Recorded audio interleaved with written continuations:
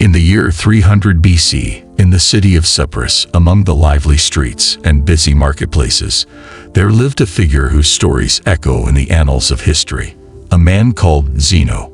He was not just another merchant sailing the commercial seas. He was a symbol of wealth and prosperity. His name whispered respect and admiration among the merchants and traders of the time. Fate, always capricious and unpredictable, however, had other plans for Zeno.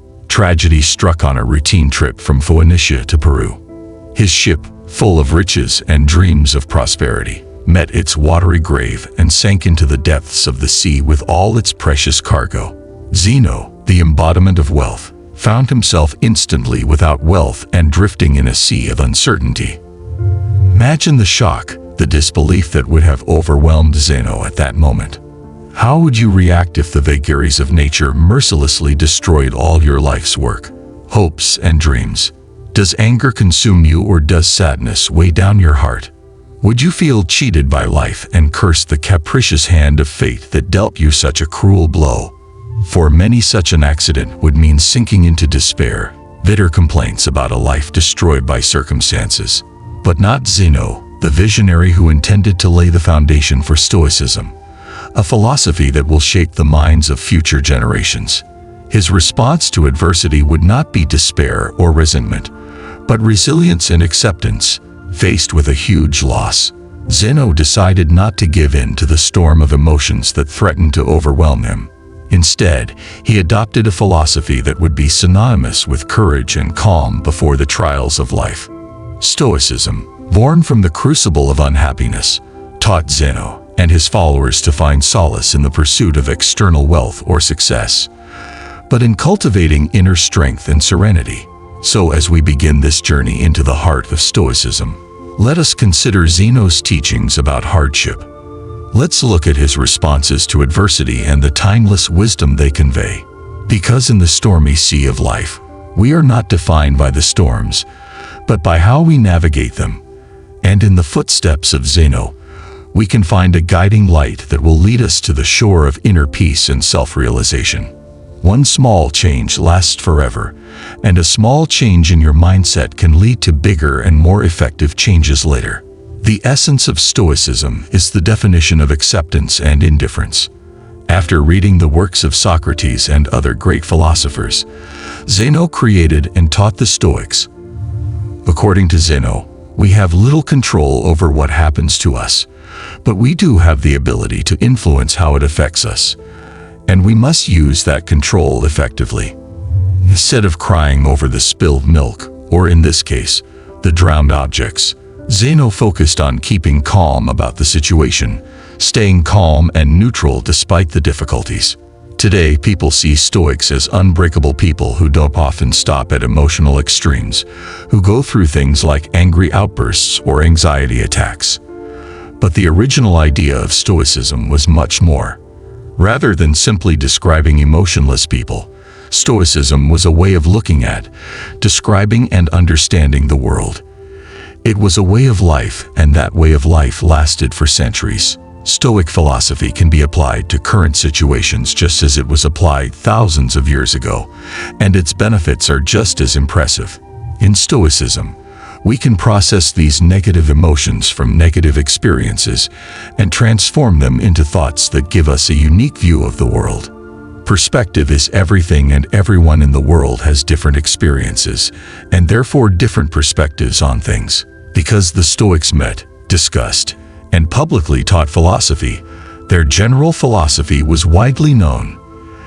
They believed that Stoic principles could greatly benefit everyone. So there was no point in them hiding this information behind the four walls of the school or the palace.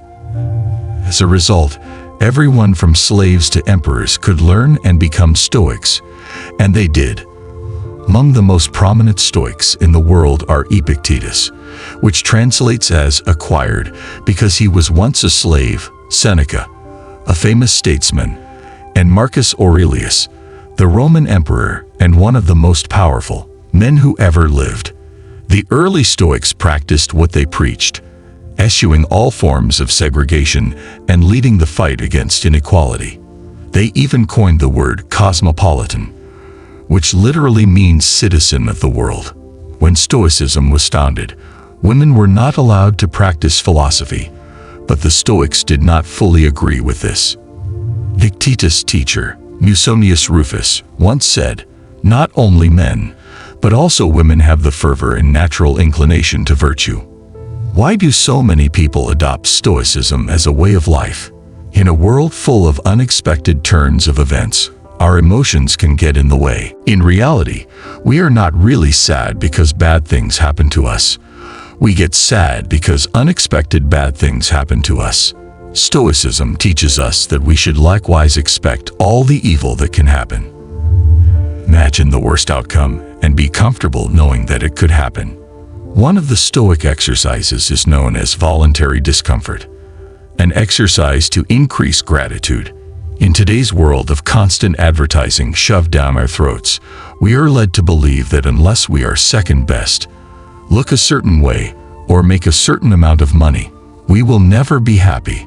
Stoicism teaches that you should rather judge the success of your work by the effort you put in, not by the outcome of external desires.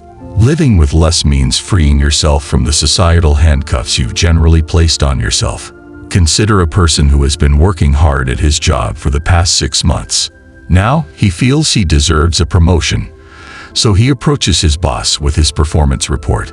The boss thanks him, doesn't give him a promotion, and he goes home thinking he must suck at his job.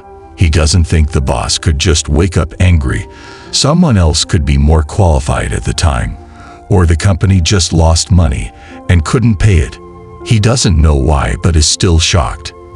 If only he appreciated the quality of the performance report he submitted and continued what he was doing to earn the promotion he wanted, he could be much happier.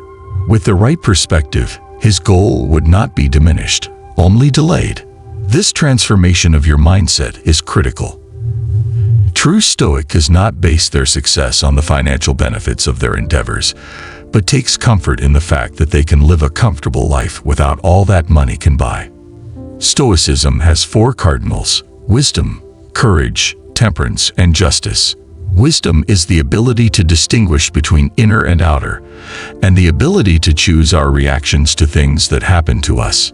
Stoicism, with its deep insight and timeless wisdom, serves as a beacon to guide us through the stormy seas of life. It encourages us to accept a fundamental truth. Amidst the chaos of existence lies a sanctuary of inner peace that can be accessed by mastering our own minds. As we delve into the teachings of Stoicism, let us remember the core of this philosophy, the duality of control.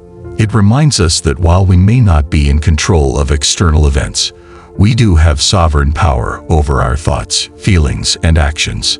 By learning to distinguish between what is within our sphere of influence and what is outside it, we free ourselves from the shackles of anxiety and despair. Moreover, Stoicism calls us to draw our sense of worth not from fleeting external appearances, but from the unchanging core of our being. It challenges us to cultivate virtues such as wisdom, courage, temperance, and justice, virtues that are firm anchors amid the storms of life.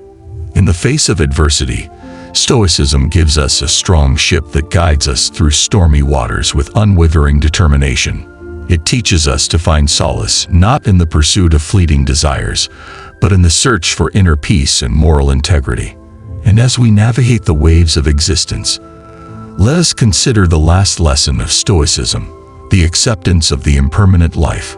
Because by acknowledging the inevitability of our mortality, we find release from the fear of the unknown. We embrace each fleeting moment with gratitude, knowing that every experience, whether happy or sad, contributes to the richness of our journey.